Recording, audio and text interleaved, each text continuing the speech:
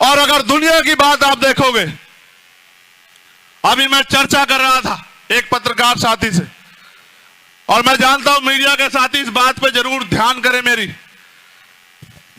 जैसे हमारे देश के प्रधानमंत्री जी को इजराइल दिखाई दिया, उनको मणिपुर दिखाई नहीं देता। और मणिपुर छोड़िए, पूरे देश में जो कमजोर वर्गों पर हिंसा हो रही है वो दिखाई नहीं देती उनको। सरकारी कर्मचारी बड़ा आंदोलन कर रहे थे दिल्ली में कि हमें पेंशन दो, नौजवान सड़कों पे है, रोजगार नहीं है, महंगाई बेरोजगारी ने कमर तोड़ दी है, कोई कहने वाला नहीं है। और आज सरकार कह रही है कि हम इजराइल के साथ। आप ये जानते हो, अगर आपने इतिहास पढ़ा, और मेरा जमीर इस बात की गवाही देता है कि हमें हमेशा कमजोरों के साथ खड़ा होना चाहिए, अपने हक की लड़ाई लड़ने वालों के साथ खड़ा होना चाहिए। आप इतिहास उठा के देखो, अगर आप ये बात जानने का प्रयास करोगे इजराइल और फिलिस्तीन को, तो आपको पता लगेगा कि जिस तरह हमारे देश में हम लोग, इस देश के मूल निवासी, दलित, पिछड़े, आदिवासी और जो धार्मिक अल्पसंख्यक लोग हैं, वो जो बेबस लाचार हो रहे हैं अपने देश में वोट होते हुए भी, इसी तरह से इजराइल ने फिलिस्तीन की जमीन पे कब्जा किया और फिलिस्तीन के लाखों लोगों को बंदी बनाया और फिलिस्तीन को अपने देश में वहां के लोगों को मरने के लिए मजबूर किया। मैं हिंसा का समर्थन नहीं करता, मगर आप ये बताओ, अगर वहां फिलिस्तीन की लड़ाई गलत है तो देश ने जो आजादी की लड़ाई लड़ी अंग्रेजों के खिलाफ, वो कहां सही है आप बताओ। यहां भी तो शहीद आजम सरदार भगत सिंह ने अपने प्राणों के बलिदान दिए, उनकी यूनिट ने प्राणों के बलिदान दिए अपनी मातृभूमि की रक्षा के लिए, उसको आजादी के लिए अंग्रेजों से। अगर आज उस बात को वो लोग गंभीरता से आगे बढ़ा रहे हैं, तो मैं क्यों कहूं मैं इजराइल के साथ। मैं हर एक कमजोर के साथ हूं और मैं फिलिस्तीन के साथ हूं, मैं गारंटी से कहता हूं। क्योंकि अगर किसी का हक छिनेगा वो चुप नहीं बैठेगा, सरकार को जवाब देना पड़ेगा कि सरकार अपने निजी स्वार्थों के चक्कर में विदेश पॉलिसी खराब ना करे। आप अटल जी का बयान सुनना, अटल जी फिलिस्तीन के साथ थे, नेहरू जी फिलिस्तीन के साथ थे, इंदिरा गांधी फिलिस्तीन के साथ थी, और आज की सरकार इजराइल से वो उनकी जांच एजेंसी है जिससे हमारे नेताओं के अकाउंट खंगलवाने हैं, उनके फोनों में क्या ये दिखवाना है, उनकी इंक्वायरी करवानी है। अपने निजी संबंधों को बचाए रखने के लिए अपने देश की फॉरेन पॉलिसी खराब कर रहे हो। चाइना का मुकाबला करो अगर तुम में दम है प्रधानमंत्री जी, हम आपके साथ खड़े हैं। चलो चाइना की तरफ आगे बढ़ो, चलो कूच करो, हम देखेंगे आप में कितना दम है। आज से पहले गोली हम खाएंगे, ये देश हमारा है, इस मुल्क के लिए शहादत हम सहेंगे। लेकिन अगर आप देश से गद्दारी करोगे तो ये होने नहीं देंगे, हम इस बात को याद रखना। पूरी भीम आर्मी, पूरी आज समाज पार्टी शोषितों, वंचितों, मजलूमों के साथ खड़ी है। और आप इतिहास जानते हैं, कोई ऐसा मसला नहीं, चाहे पहलवानों का मसला हो, चाहे किसानों का मसला हो, चाहे सीएन पर एनआरसी का मसला हो, कोई ऐसा मसला नहीं जिसमें हमने कमजोरों का साथ नहीं दिया।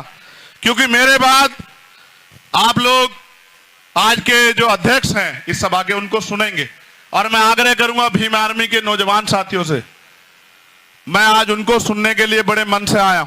जब वो अपनी बात रखें, आप उनको मन से बैठ के सुने, क्योंकि मैंने बहुत लोगों को सुना, जिस तरह की जानकारी उनके पास है, ऐसी जानकारियां मैं नहीं मानता भारत में 2-4 लोगों के अलावा किसी के पास होंगी। इसलिए मैं आपसे आग्रह करूंगा कि आप उनको सुने। उससे पहले मैं आपसे ये कहूंगा, हम भारत की संविधान की प्रस्तावना पढ़ेंगे। जब आपका स्पीच खत्म हो जाएगी तब हम सब लोग खड़े होकर भारत के संविधान की प्रस्तावना पढ़ेंगे, उसका संकल्प लेंगे। मैं आखिरी बात आपसे कह रहा हूं, उत्तर प्रदेश के लोगों, आपने काशीराम साहब को मान्यवर काशीराम बनाया, आपने उनको इतनी ताकत दी कि वो जिस चाहे सत्ता को बना देते, जिस चाहे सत्ता को हटा देते। आपके पास ताकत है, आप चाहो तो अपनी ताकत दोबारा से आजाद समाज पार्टी के रूप में खड़ी कर सकते हो। आप अपने आप को कमजोर मत समझो, आप इन नेताओं का गुलाम मत समझो। जो नेता आपकी तरफ नहीं देखते उनको अपना रहबर मत समझो। आप हालात देख लो क्या है। नेताओं की जिम्मेदारी है आपकी लड़ाई लड़ने की बजाय वो आपको कमजोर करना चाहते हैं। फैसला आपको लेना है। मैं तो आपका बेटा। बिजनौर के लोगों, आपने, मैं नहीं आया जिला पंचायत में, आपने 8-8, 9-9 जिला पंचायत जिता के मेरे भाइयों को इज्जत दी। तमाम हमारे नेता यहां खड़े जिनको आपने इज्जत दी, आपने मुझे इज्जत और सम्मान दिया। मेरी जिम्मेदारी बनती है कि आपकी लड़ाई लड़ूं। और याद रखना, अगर आने वाले कल में आपने मुझे ताकत दी तो बिजनौर के लोगों को किसी की तरफ हाथ फैला के नहीं देखना पड़ेगा, मेरा वचन है, याद रखना। और मैं उन नेताओं को भी कहना चाहता हूं जिन्होंने बहुत साजिशें की मुझे रोकने के लिए, तुम लोग नहीं रोक सकते हो, तुमसे नहीं रुकेगा चंद्रशेखर आजाद, भीम आर्मी और आजाद समाज पार्टी का काफिला। अगर रोकेंगे तो ये और बढ़ाएंगे तो ये, और अगर ठान लें भीम आर्मी आजाद समाज पार्टी के नौजवान कोई रोक नहीं सकता है, इतिहास पलट के दम लेंगे। बहुत बहुत धन्यवाद। मैं पुनः पार्टी के सभी लोगों का, संगठन के सभी लोगों का, हमारे भीम आर्मी के प्रदेश अध्यक्ष भी यहाँ हैं और तमाम साथी हमारे भीम आर्मी के राष्ट्रीय अध्यक्ष यहाँ नहीं है, वो मध्य प्रदेश में अपने कार्यक्रम को आगे बढ़ा रहे हैं, मैं उनका भी सबका धन्यवाद देता हूं।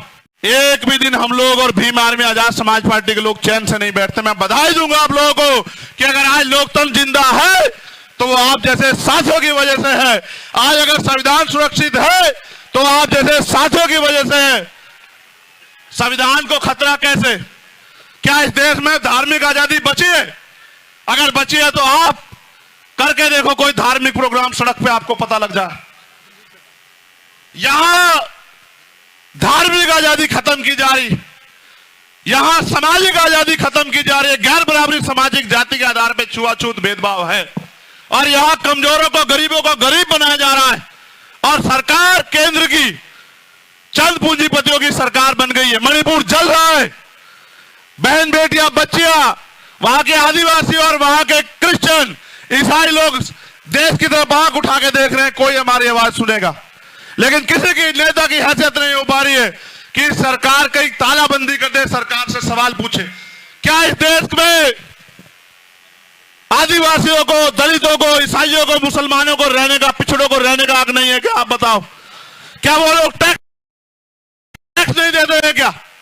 क्या उन पे जुल्म जाति करने का? आज जो भगवान बुद्ध को मानने वाले लोगों को करके देखो, एक आयोजन आपको परमिशन लेनी पड़ेगी और परमिशन नहीं देंगे, आपके आयोजन में आके आपका आयोजन खराब कर देंगे। ये हालत है। इसलिए आपसे कह रहा हूं, न्याय जन्म सिद्ध अधिकार है, न्याय मिलकर आपको आंदोलन करने पड़ते हैं।